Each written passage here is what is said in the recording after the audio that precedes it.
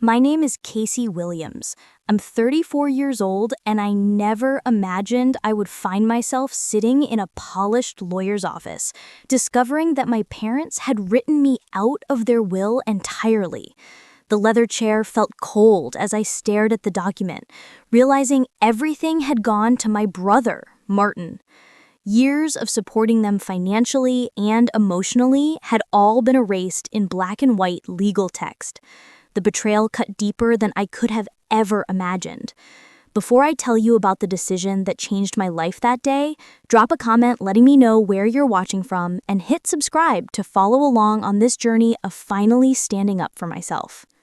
I grew up in a middle-class family in Boston where appearances meant everything. My parents, Eleanor and Thomas Williams, owned a small chain of specialty food stores that did moderately well. They were respected business owners in our community, always smiling in public while showcasing their perfect family.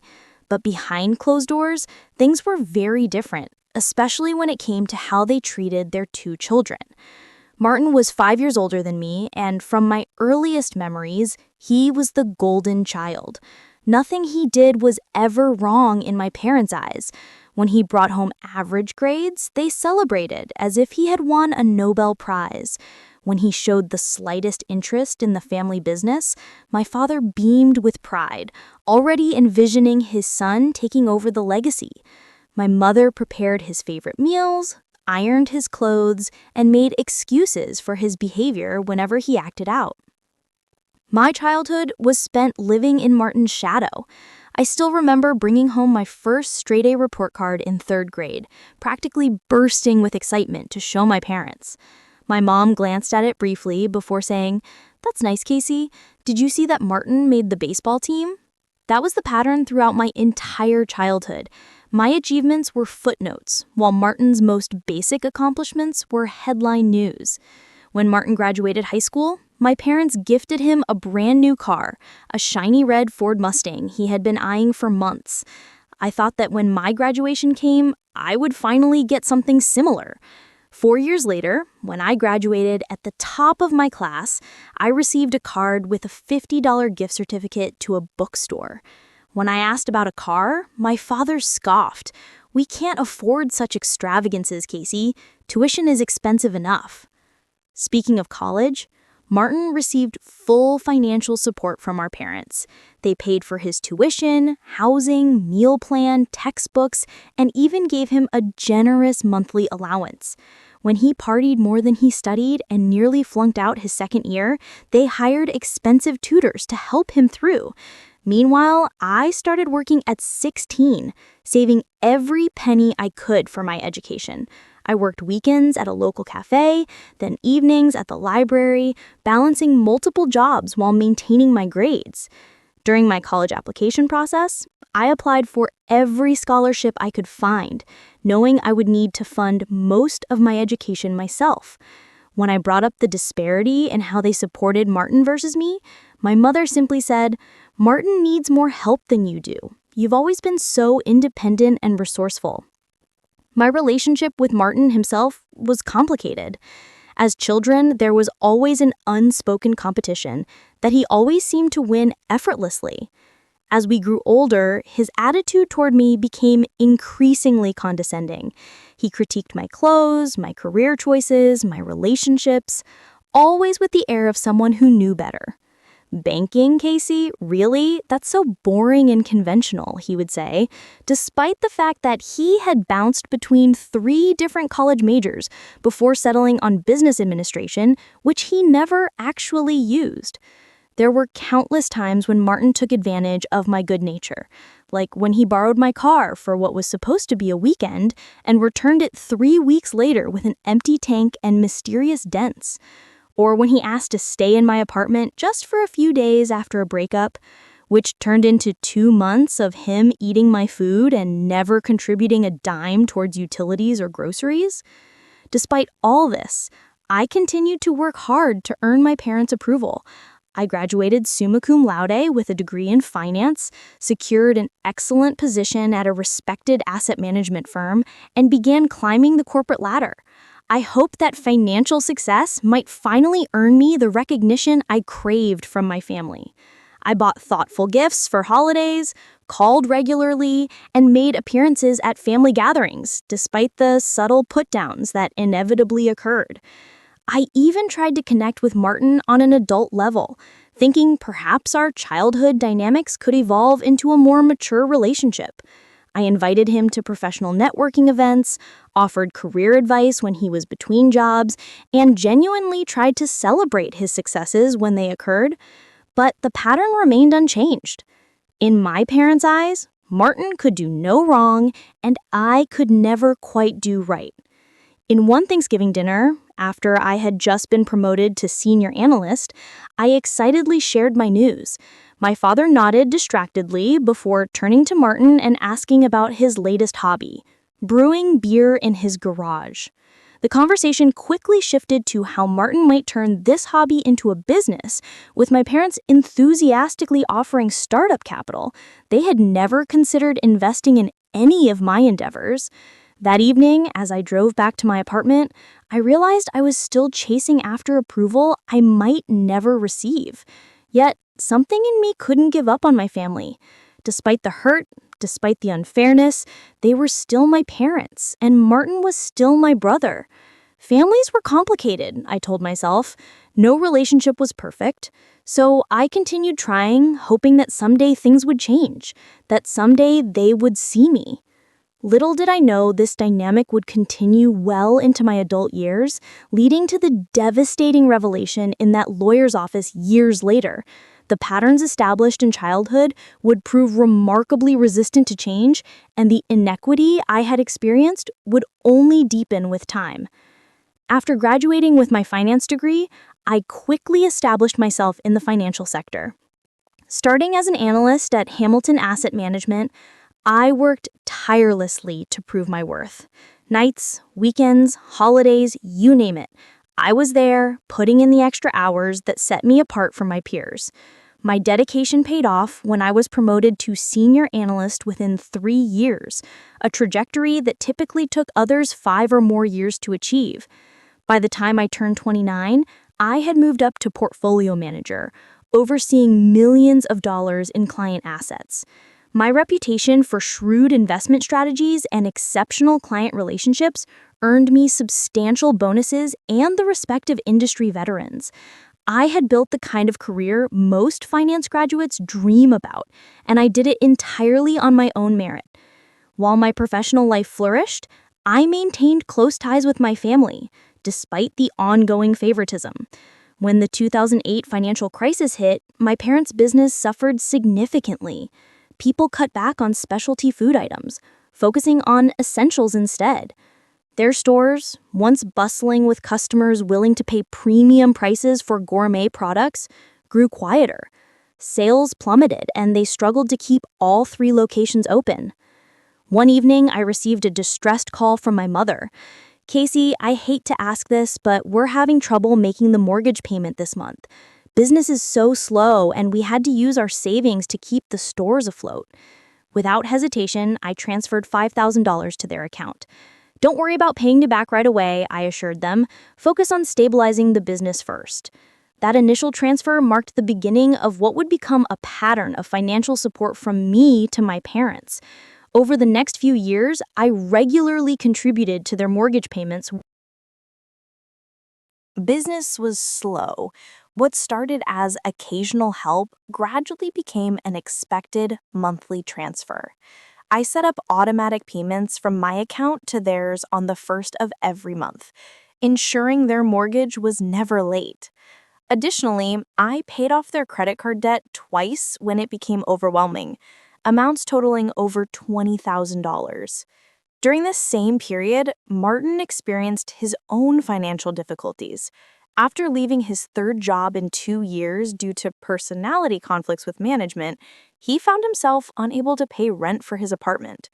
Once again, I stepped in, covering his rent for 4 months while he looked for the right opportunity. That right opportunity apparently took quite some time to find, as he remained unemployed for nearly a year, during which I continued to provide financial assistance. "It's just temporary," he assured me. "Once I get back on my feet, I'll pay you back with interest." That repayment never materialized, and after a while, the loans were no longer mentioned. It became another item in the growing list of inequities I chose to overlook for the sake of family harmony. The most challenging period came when both my parents experienced health issues within months of each other. My father suffered a mild heart attack, followed by my mother being diagnosed with early stage breast cancer. The medical bills, even with insurance, were substantial. My parents were faced with copays, deductibles, and treatments not fully covered by their policy. Without complaint, I stepped in once again.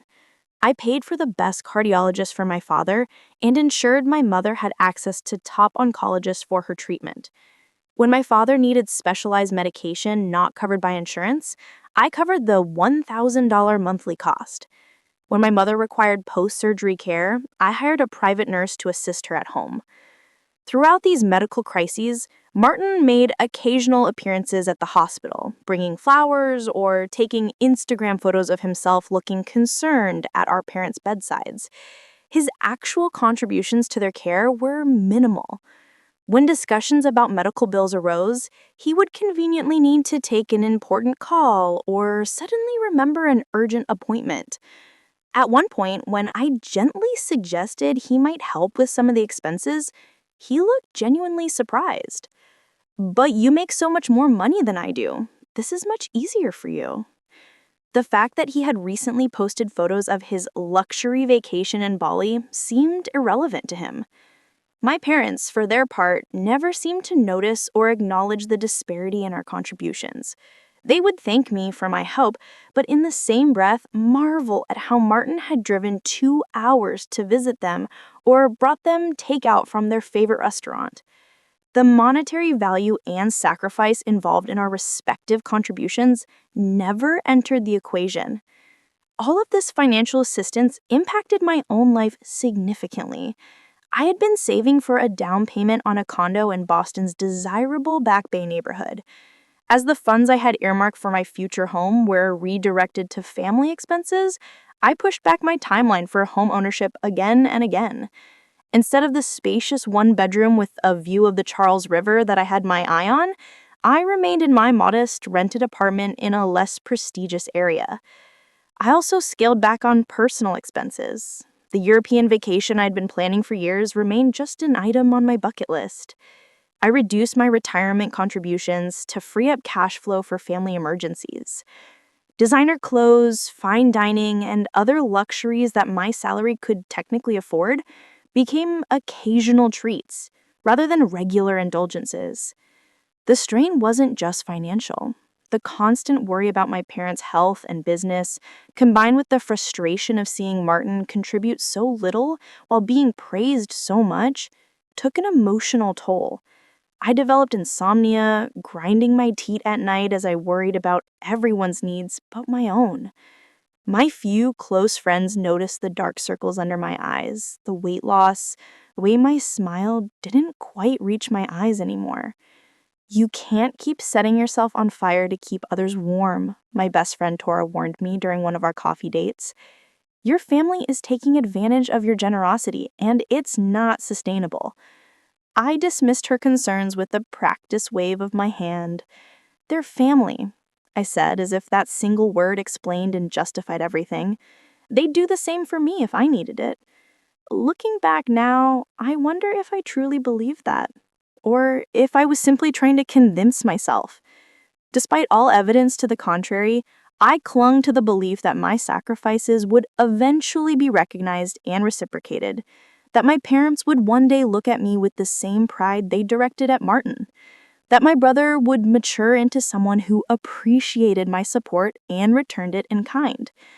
It would take the shocking revelation in the lawyer's office to finally shatter these illusions and force me to confront the painful truth about my family dynamics. It was a crisp autumn morning when I received the call that would ultimately change everything. I was at my desk reviewing quarterly investment reports when my phone buzzed with an unknown local number. Normally, I might have let it go to voicemail, but something compelled me to answer. "Is this Casey Williams?" The voice was professional, measured. "Yes, this is she," I replied, already shifting mental gears from work mode to whatever this call might require. "Good morning, Miss Williams. This is Jeffrey Blackwell from Blackwell, Schneider and Associates. I'm your parents' attorney. They've recently updated their will and estate plans, and there are some matters I'd like to discuss with you in person, if possible." A flutter of unease passed through me. His tone made my stomach tighten. What kind of changes are we talking about? He opened the folder, removing several documents before continuing. Your parents have decided to leave their entire estate to your brother, Martin Williams. This includes their primary residence, all business assets related to Williams Fine Foods, their investment accounts, and personal property. The words hit me like physical blows, each one landing with stunning force. I sat there, momentarily unable to speak or even think clearly. "I don't understand," I finally managed. "There must be some mistake."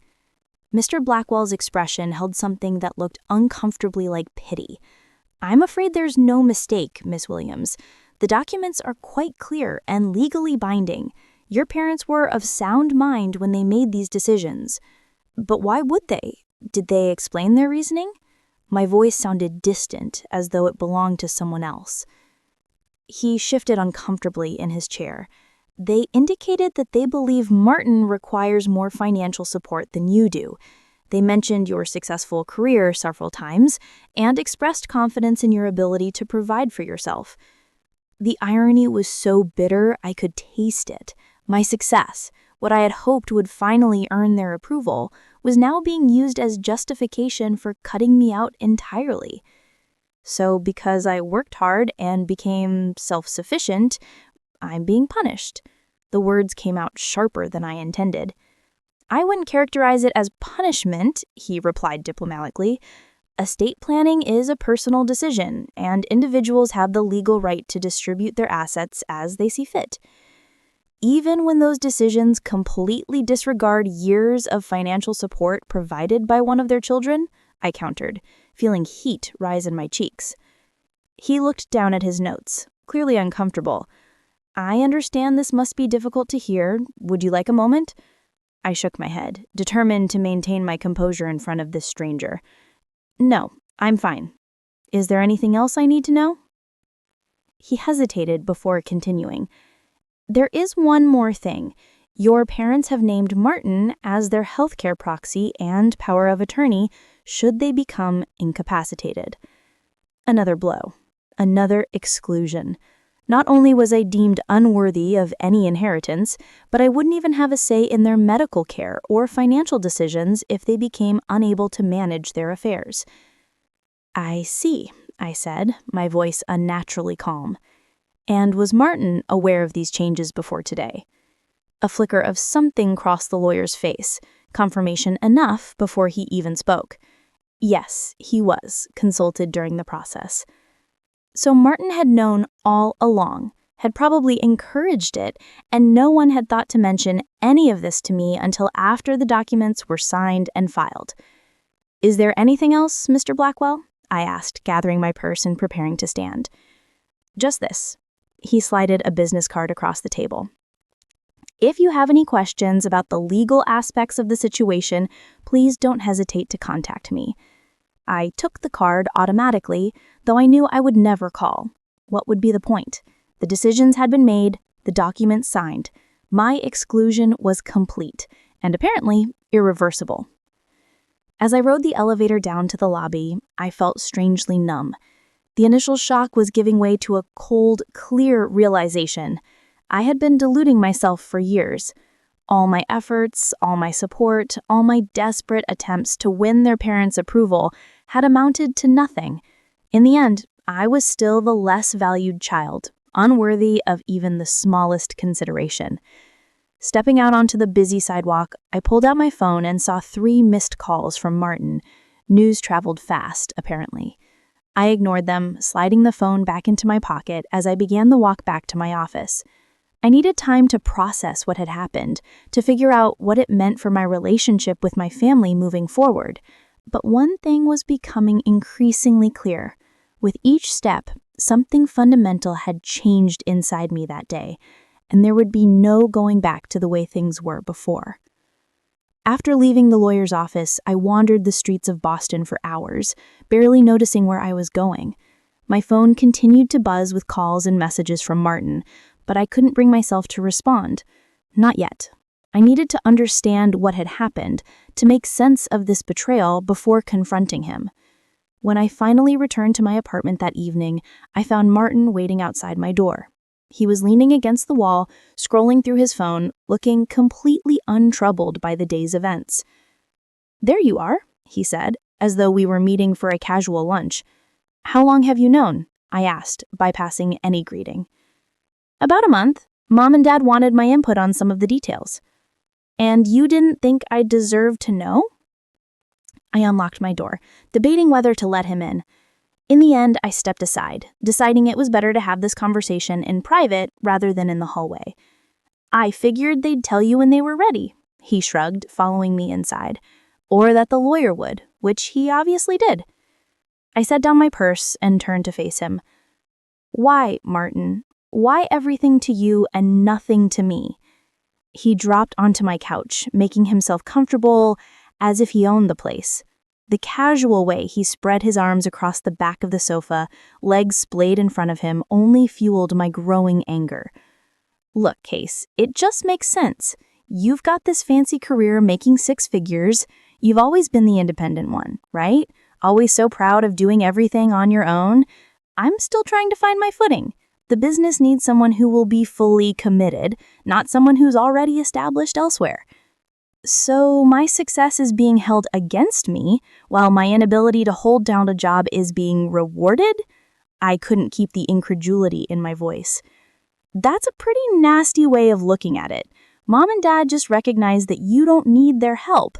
You've always made that abundantly clear, haven't you? Always showing off your promotions and bonuses." "Showing off? I was trying to make them proud." "Well, now you've got your chance to prove how self-sufficient you really are. Isn't that what you've always wanted? To prove you don't need anyone?" I stared at him, suddenly seeing with perfect clarity the narrative he had constructed, the way he had likely presented it to our parents. In his version, I wasn't the supportive daughter who had helped keep the family afloat during difficult times. I was the cold, career-focused daughter who valued independence above family ties, who flaunted her success to make others feel inadequate. "You know that's not true," I said quietly. "You know how much I've helped Mom and Dad financially over the years." Something flickered across his face. Guilt, perhaps, but it was quickly replaced by defensiveness. "They needed immediate help, and you could provide it. That's different from long-term planning." "Did you encourage them to cut me out completely?" I asked, needing to know just how active his role had been. "I didn't cut you out of anything. They made their own decisions." "After consulting with you," I pressed. "They asked for my opinion, and I gave it. The business needs consistency, someone who will be fully committed. You've made your choice to pursue your career elsewhere." The audacity of his reasoning left me momentarily speechless. My choice to pursue a career had been necessitated by the very fact that my parents had invested everything in Martin and nothing in me. And now, that same career was being used as justification for continuing the pattern. "I think you should leave," I said, moving toward the door. Martin grabbed his jacket, shaking his head as if disappointed by my reaction. "You always take everything so personally, Casey. This is just practical estate planning, not some declaration about who Mom and Dad love more." I almost laughed at the transparent lie. "Get out, Martin." After he left, I sat on my couch, staring at the wall, trying to process the layers of betrayal. Martin's words kept echoing in my head, his casual dismissal of years of sacrifice, his entitled assumption that everything should naturally come to him. The next day, I drove to my parents' house, determined to hear their side of the story. Perhaps there had been some misunderstanding, some explanation that would make sense of their decision. A small, hopeful part of me still wanted to believe they had valid reasons, that they weren't simply writing me off after all I had done. They were both home when I arrived, my father reading the newspaper in his recliner, my mother preparing lunch in the kitchen. Their comfortable suburban home, with its manicured lawn and tasteful decor, had always represented stability to me. Now it felt like foreign territory. "Casey, what a nice surprise," my mother said when I entered, wiping her hands on a dish towel. "I spoke with Mr. Blackwell yesterday about the changes to your will." The atmosphere in the room shifted instantly. My father lowered his newspaper, exchanging a look with my mother. "We were going to discuss that with you," he said, though his tone suggested no such discussion had ever been planned. "When? After everything was finalized? Oh wait, it already is." My mother sighed, coming into the living room. "Sit down, Casey. There's no need to be dramatic about this." "Dramatic? You've completely written me out of your will, consulted with Martin about it, and didn't even give me the courtesy of a conversation? And I'm being dramatic for wanting an explanation?" "You're a successful professional, Casey," my father said, as if this explained everything. "Martin needs our support more than you do." "I've been supporting this family for years," I countered. "Who do you think has been paying half your mortgage, covering your medical bills, helping you keep the business afloat during tough times?" Another exchanged glance between them, this one harder to interpret. "We appreciate your help, of course, but that was temporary assistance during difficult periods. This is about the long-term future of the family assets. So my contributions count for nothing." I was trying to remain calm, but the injustice of it all made my voice shake.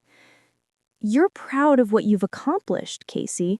You've built a life for yourself, a career that provides you with financial security. Martin hasn't had those same opportunities or advantages." "Advantages?" I nearly choked on the word. What advantages have I ever had that Martin didn't? He got a car at graduation. I got a gift card. He had his college fully funded. I worked multiple jobs. He's had endless second chances and financial bailouts, while I've been left to figure things out on my own.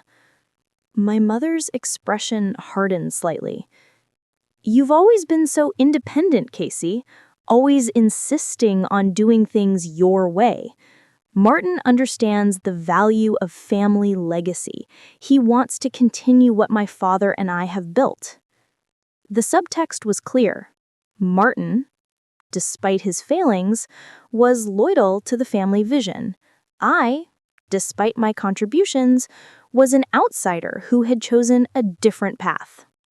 "And you still expect me to continue supporting you financially?" I asked, remembering the automatic transfers set up from my account to theirs. They had the grace to look slightly uncomfortable at this, but my father recovered quickly. "We assumed you would want to help your family regardless of inheritance issues. That's what family does." The hypocrisy was staggering. Family helps family, except when it came to recognizing my contributions or including me in their future plans. As I was leaving, still reeling from the conversation, I noticed a file cabinet in their home office that was slightly ajar. Something compelled me to look inside, and what I found left me cold. There was a folder meticulously documenting every financial contribution I had made over the years, every transfer, every bill paid. Next to it was another folder containing investment documents showing how they had used some of my contributions not just for expenses, but to fund new business opportunities for Martin, opportunities that had repeatedly failed. I photographed several of these documents with my phone, hardly believing what I was seeing. They had been systematically using my financial support to invest in Martin's future while deliberately excluding me from their estate planning. It wasn't just favoritism, it was calculated exploitation. The full weight of the betrayal crashed over me in waves. Years of memories flooded back, recontextualized by this new understanding. The times I'd skipped vacations to help them make payroll, the retirement contributions I'd reduced to cover their medical expenses, the home I still hadn't bought because so much of my savings had gone to keeping their house, their business, their lives afloat. And all while they were planning to leave me nothing, consulting with Martin behind my back, positioning him to inherit the very assets I had helped preserve. The anger that rose in me then was unlike anything I had ever experienced before, a white-hot rage that burned away the last remnants of my need for their approval. By the time I reached my apartment, a new clarity had emerged from the fury. I had been operating under a delusion, believing that my sacrifices would eventually be recognized, that my parents would finally see me as equal to Martin, that my brother would mature into someone worthy of the advantages he'd been given. None of that was ever going to happen. The only person I could count on, the only person who would ever truly value my worth, was myself. It was time to act accordingly. The morning after discovering the truth about my parents' financial manipulation, I woke with an unusual sense of calm. The initial shock and anger had crystallized into something harder, more resolute. I called in sick to work for the first time in 3 years, knowing I needed this day to reclaim control of my life. My first call was to Victoria Ramirez, a respected attorney who specialized in family law and estate matters. I had met her at a charity event the previous year and remembered being impressed by her straightforward manner. She agreed to see me that afternoon. Victoria's office was smaller and less ostentatious than Blackwell's, but it had an energy that immediately put me at ease. Bookshelves lined the walls, filled with legal volumes and family photos. Victoria herself, a sharp-eyed woman in her 50s with silver-streaked black hair, listened without interruption as I explained my situation. When I finished, she leaned back in her chair, considering.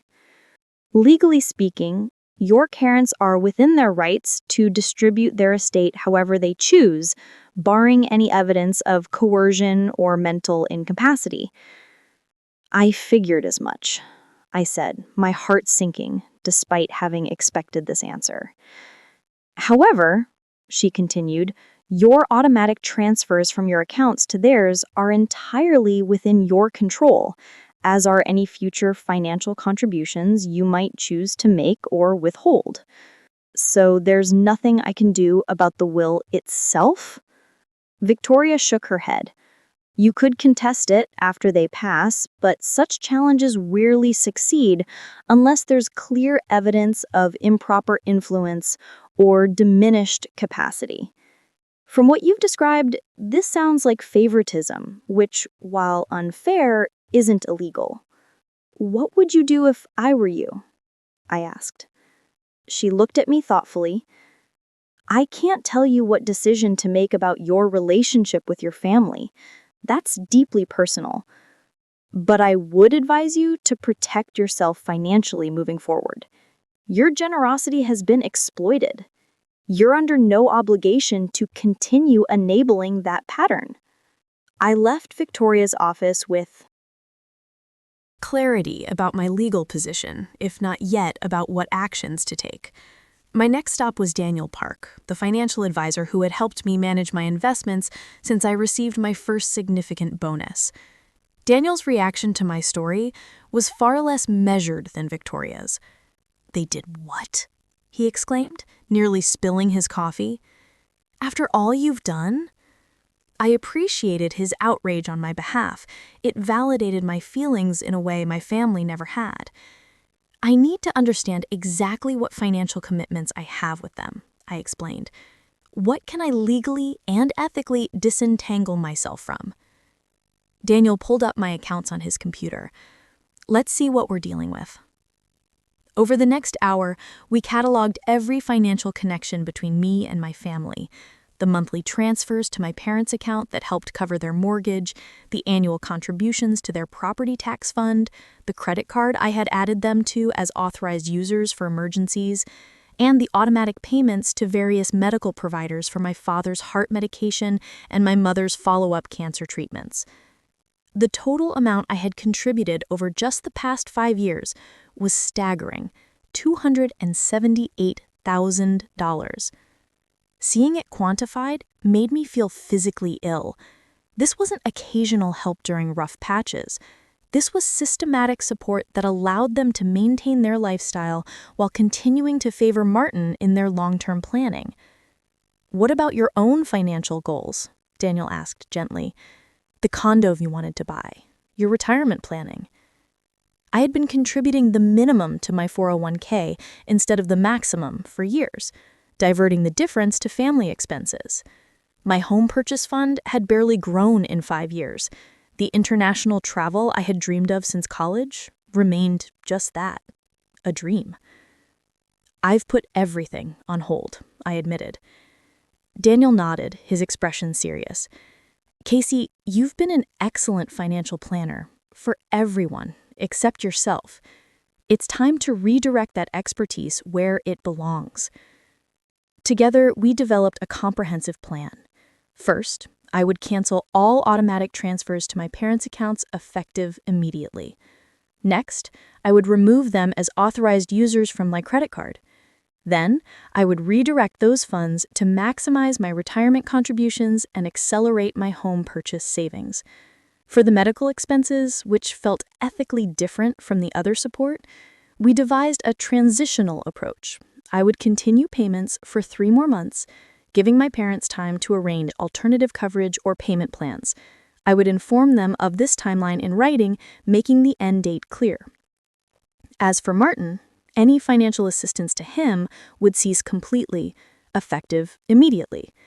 No more emergency loans, no more covering his rent during temporary unemployment, no more bailing him out of his bad decisions.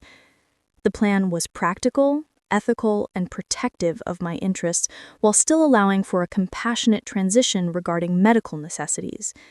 It was, in Daniel's words, financial self-care, not selfishness. Armed with this plan, I returned home and opened my laptop. It was time to implement these changes. I logged into my bank account and navigated to the automatic transfers section. There they were, the monthly payments that had been draining my resources for years. $1,800 to my parents' joint account on the 1st of each month, $400 to my father's pharmacy account on the 15th, $250 to my mother's oncologist on the 20th, $500 to Martin's landlord on the 3rd, a recent addition after his latest financial crisis. I stared at the screen, my cursor hovering over the cancel button for the first transfer. A lifetime of conditioning made my hand tremble slightly. I'd been taught that family came first, that taking care of my parents and even my brother was my responsibility, especially since I was doing so well. Cutting these financial ties felt like violating some fundamental code. Then I remembered the folders in my parents' office, the calculated way they had documented my contributions while simultaneously planning to exclude me from their legacy. The years of taking my support for granted while elevating Martin's minimal efforts. The exploitation disguised as family obligation. I clicked cancel on the first transfer. Then the next, and the next. For the medical payments, I scheduled them to end after 3 months as planned. For everything else, the termination was immediate. Next, I called my credit card company and removed my parents as authorized users. I changed the passwords on all my financial accounts as well as my email and phone accounts. I updated my address book with my parents' and Martin's information, moving them to a new category labeled Limited Contact. As I worked through each step of financial separation, I felt a complex mix of emotions: guilt, conditioned by years of putting their needs first, anxiety about how they would react, but also, increasingly, a sense of rightness, of reclaiming what was mine, of finally establishing the boundaries that should have existed all along. When everything was done, I sat in my living room as evening fell, watching the city lights come on across the skyline. For the first time in years, I allowed myself to imagine a future shaped entirely by my own desires and needs. A home of my own choosing, travel to places I had longed to see, relationships based on mutual respect rather than obligation and exploitation. It wouldn't be easy. Decades of family dynamics couldn't be unwound in a single afternoon. There would be confrontations, accusations, attempts to pull me back into the old patterns, but something had shifted irrevocably within me. The daughter who had desperately sought approval, who had sacrificed her own security for family harmony, who had accepted less in hopes of someday receiving more, that person was gone.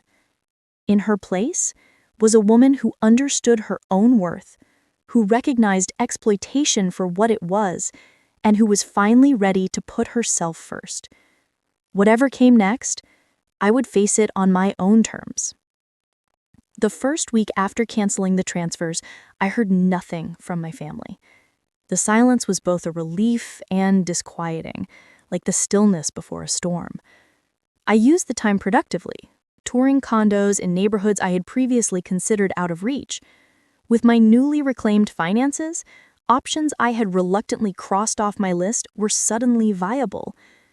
I fell in love with a 10th floor unit in a converted factory building. It had exposed brick walls, 12-foot ceilings, and windows that bathed the space in natural light. The view overlooked a small park rather than the flashier city sky, but I preferred watching the seasonal changes in the trees to glitter of distant skyscrapers. It felt like a metaphor for the shift in my own priorities, from appearances to substance. After my offer was accepted, I threw myself into planning the space: paint colors, furniture arrangements, art for the walls.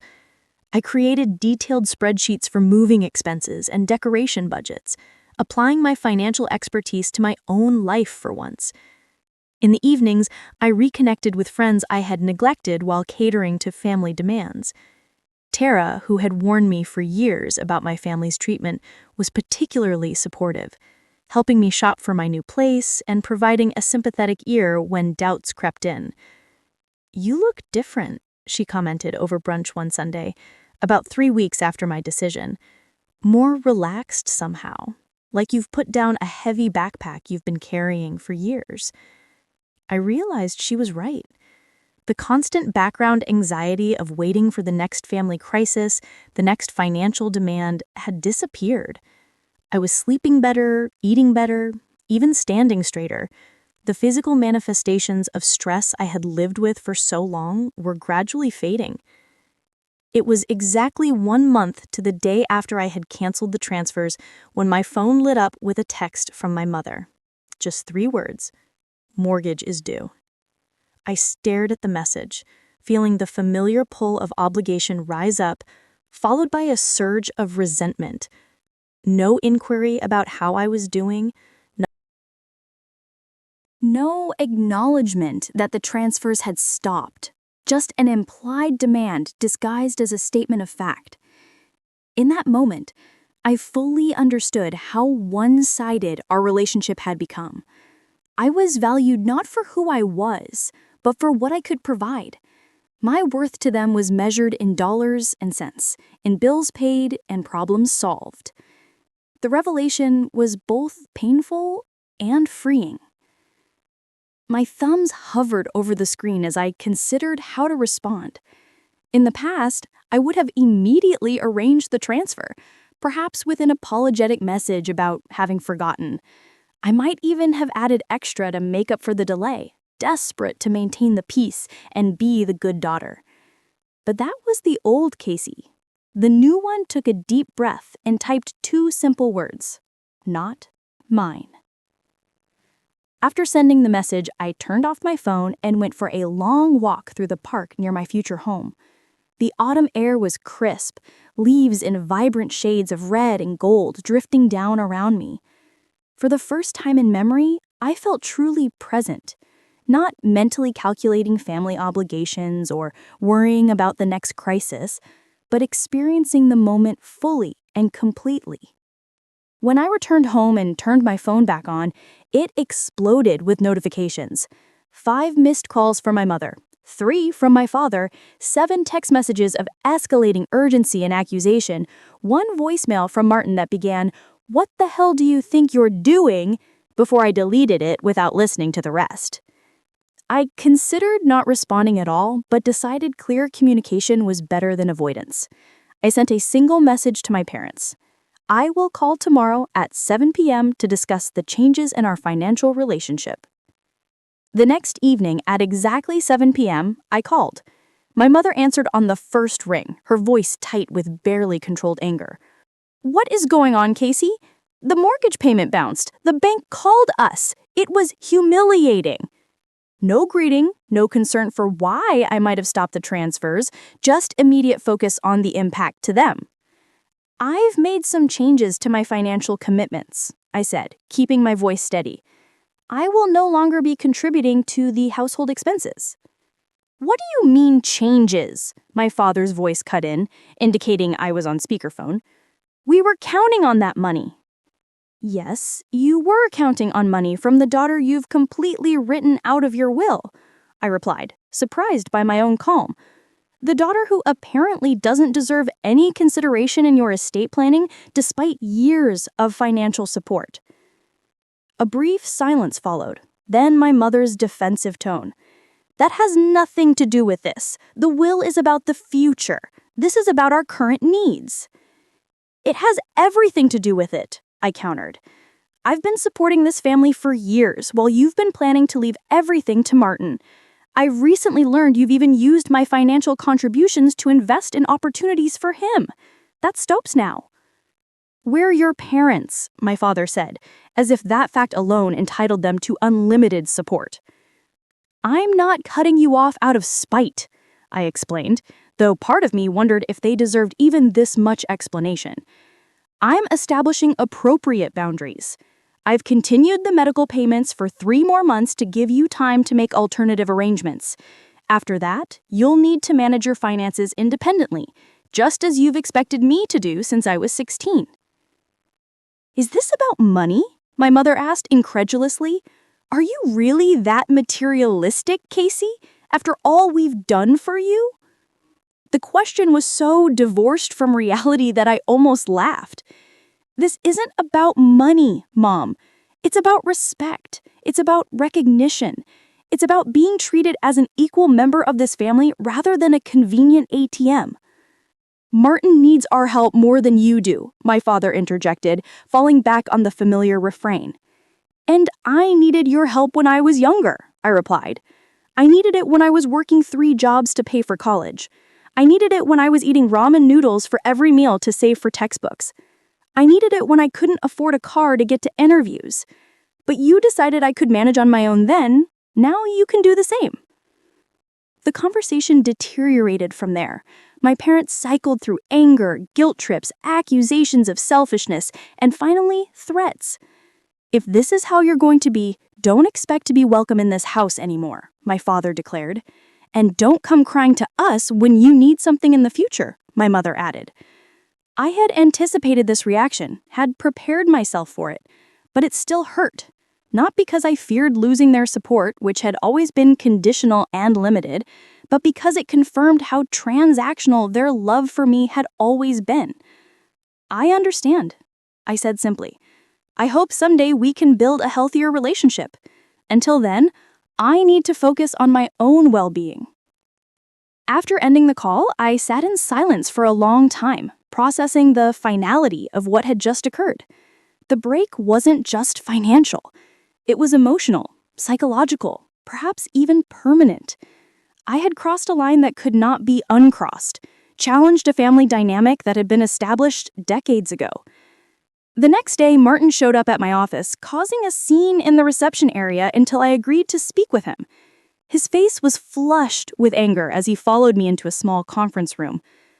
"What the hell are you trying to prove, Casey? Mom and Dad are devastated. The bank is threatening foreclosure if they miss another payment." "That sounds like a problem for the three of you to solve together, just like the problems I had to solve on my own all these years." "This is different. They're older now. They need support." "And they have another child," I pointed out, "one that stands to inherit everything they own. Perhaps that child should step up." His expression shifted, discomfort briefly replacing anger. "You know my situation isn't stable right now. I can't afford to help them the way you can." "Then perhaps you should reconsider accepting an inheritance that comes with significant financial responsibilities. If you're not prepared to help maintain their assets now, how will you manage them after they're gone?" He had no answer for that. Only more accusations and guilt trips, echoing our parents' tactics. When he realized I wouldn't be swayed, he resorted to threats, just as they had. "You'll regret this, Casey. When you've driven away the only family you have, when you're all alone with your money and your fancy career, you'll wish you had made different choices." I looked at my brother, really looked at him, perhaps for the first time. The handsome, confident facade that had charmed our parents for years appeared brittle now, hiding a profound insecurity. He had been given every advantage, every preference, every benefit of the doubt, and still he stood before me, angry that the sister he had helped exclude was no longer willing to subsidize his preferential treatment. "I may be alone, Martin, but at least I'll be standing on my own 2 feet, not living off the sacrifices of others while pretending to be self-made." After he left, I received a flurry of messages and calls from extended family members and family friends, all clearly having heard a one-sided version of events. I was painted as the heartless daughter who had abandoned her aging parents, the cold career woman who valued money over family. Some messages were pleading, urging me to reconsider for the sake of family harmony. Others were accusatory, expressing disappointment in the person I had become. I responded to each one with the same carefully crafted message. "Thank you for your concern. This is a private matter between me and my immediate family. I have made decisions necessary for my well-being after years of supporting my family financially while being systematically excluded from long-term family planning. I hope you can respect that there are multiple perspectives to this situation." Some responded with understanding, others with further criticism. A few simply stopped communicating altogether. I recognized that I was being tested, that these were the consequences of standing up for myself in a family system that had never valued my autonomy or equality. Through it all, I held firm to my decision, reminding myself daily that healthy boundaries were not selfish, that financial independence was not abandonment, and that expecting reciprocal respect was not unreasonable. The old guilt still surfaced occasionally, but with decreasing frequency and power. One evening, about 6 weeks after the initial confrontation, my parents arrived unannounced at my apartment. They looked tired, older somehow, as if the past weeks had visibly aged them. My first instinct was concern, followed immediately by weariness. I invited them in what remained standing, unwilling to settle into what could become a lengthy emotional manipulation. "We want to talk about what's happened," my mother began, her voice softer than during our phone call. "We feel there have been misunderstandings on both sides." "I'm listening," I said, neither agreeing nor disagreeing with her characterization. What followed was not the apology or recognition I might have once hoped for, but a more subtle attempt to reestablish the old dynamic. They admitted that perhaps they had taken my help for granted, but quickly shifted to how difficult life had become without my support. They spoke of having to downsize their lifestyle, the embarrassment of asking friends for loans, and the strain on their health. "We're not getting any younger, Casey," my father said. Is this really how you want things to be between us? I took a deep breath, gathering my thoughts before responding. This was the moment when the old Casey would have caved, would have agreed to resume support in exchange for vague promises of appreciation that would never materialize. But that version of me was gone. I want a relationship with you based on mutual respect and love, not financial transactions. I want to be valued for who I am, not what I can provide. I want the same consideration and support you've always given Martin.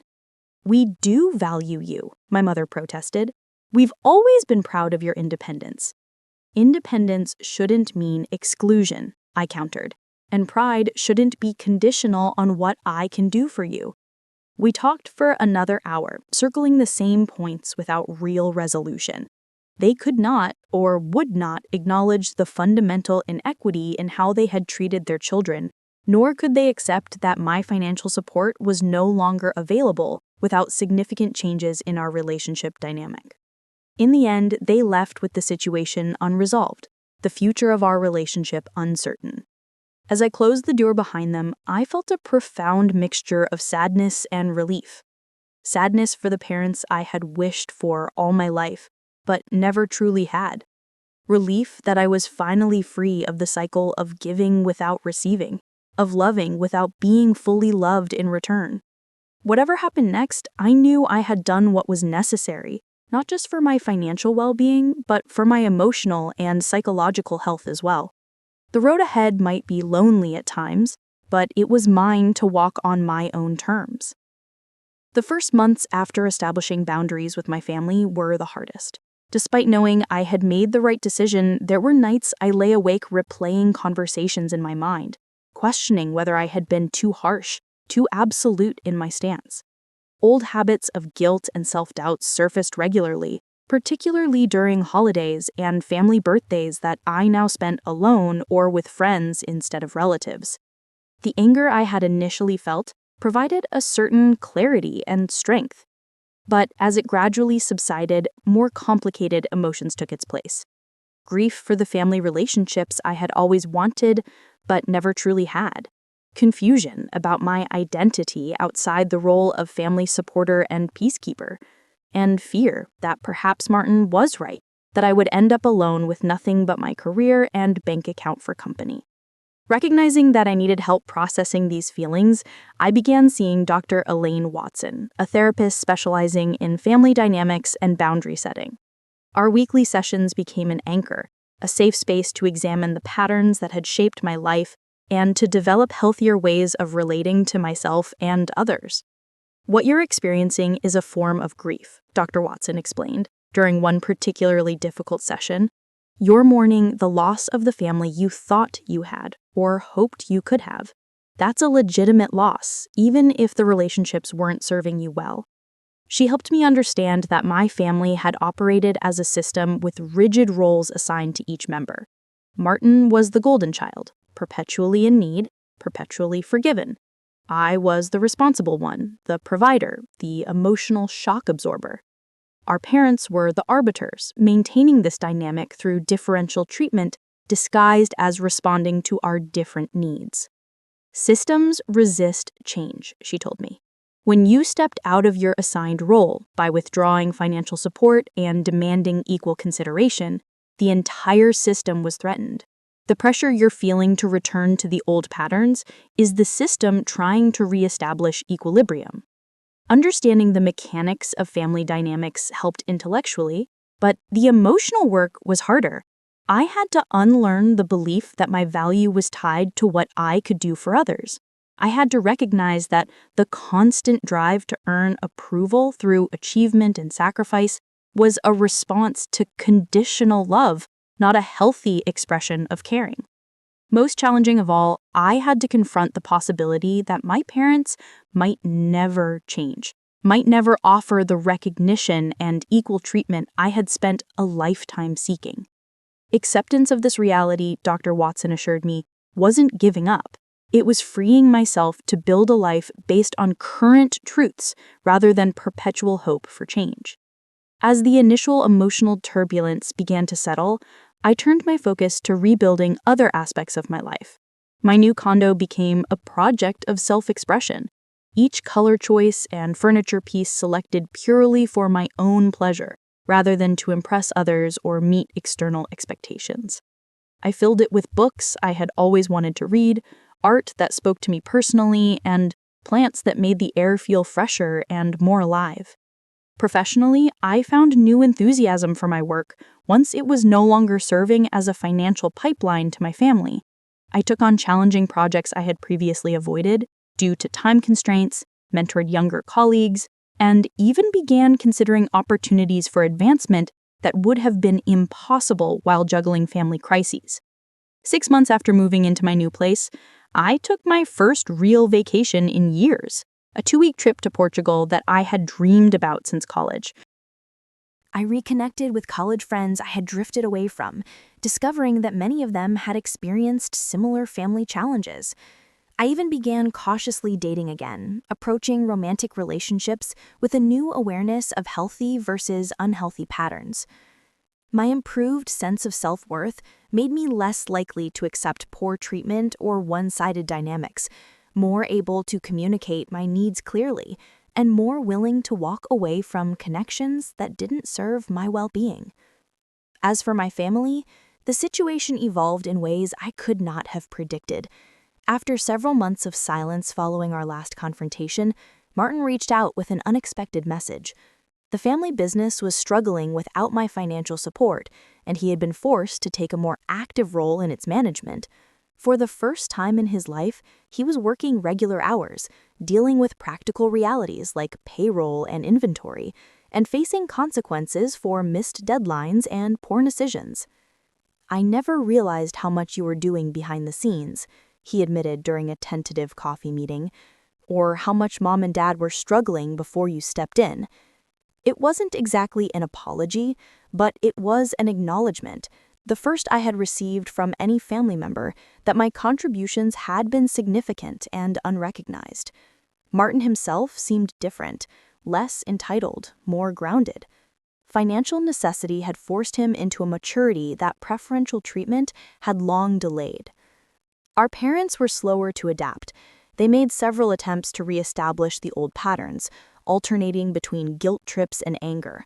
When these failed, the medical payment transition I had arranged ended as scheduled, forcing them to confront their financial reality without my support. They eventually sold their large suburban house, moving to a smaller condo that better fit their actual resources. I maintained clear, consistent boundaries through these changes, offering emotional support when it felt genuine, but refusing to be drawn back into financial entanglement. It was a difficult balance, requiring constant vigilance against old patterns of guilt and responsibility. Dr. Watson's guidance was invaluable during this period, helping me distinguish between healthy familial care and unhealthy codependence. About a year after the initial confrontation at the lawyer's office, my parents asked to meet for dinner. It was a cautious, somewhat stilted evening, but different from our previous interactions. There was a tentative respect in their manner, a recognition perhaps that I was no longer the daughter who could be manipulated through obligation or guilt. "We've been doing some thinking," my father said as we finished our meal, "about the will, about how we've handled things with you and Martin." "We didn't see how it looked from your perspective," my mother added.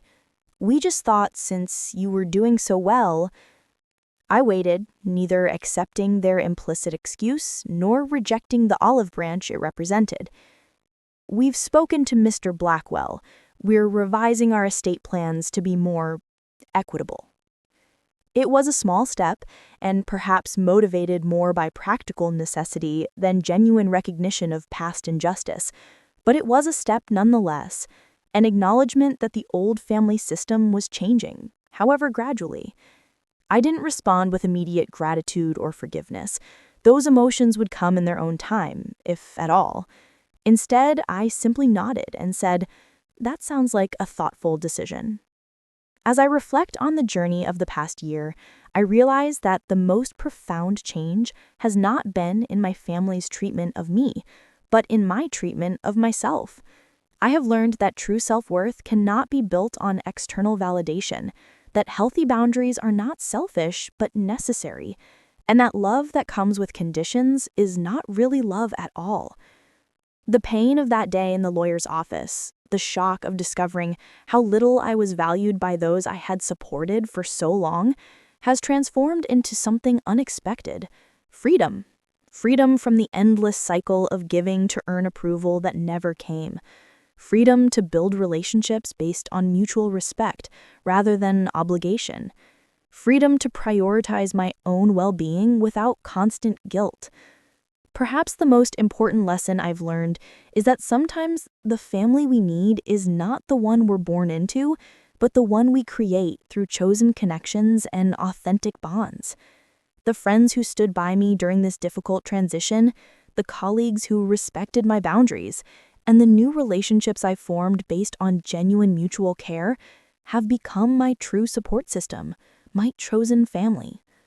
I don't know what the future holds for my relationship with my parents and brother. There are moments of connection now, fragile but real, alongside the lingering hurt of past betrayals. We are finding our way toward something new. Neither the exploitative dynamic of before, nor the complete estrangement that might have been. What I do know is that I will never again measure my worth by others' willingness to recognize it. I will never again sacrifice my well-being to earn love that should be freely given. And I will never again mistake financial support for genuine caring or silence for peace. Sometimes the text message you need to send in life is simply not mine. Whether addressing a mortgage payment or the emotional burdens others try to place on your shoulders, in reclaiming your right to determine what truly belongs to you and what doesn't, you find not selfishness, but selfhood, not isolation, but authentic connection, not loss, but the space to finally, fully become yourself. Have you ever had to make a difficult decision to prioritize your own well-being over family expectations? I'd love to hear your stories in the comments below. If this resonated with you, please hit the like button and subscribe for more stories about finding strength through difficult situations. And if you know someone who might need to hear this message about the importance of healthy boundaries, share this video with them. Thank you for walking this journey with me. And remember, sometimes the bravest thing you can do is to put yourself first. Your worth isn't measured by what you do for others, but by how truly you live your own life.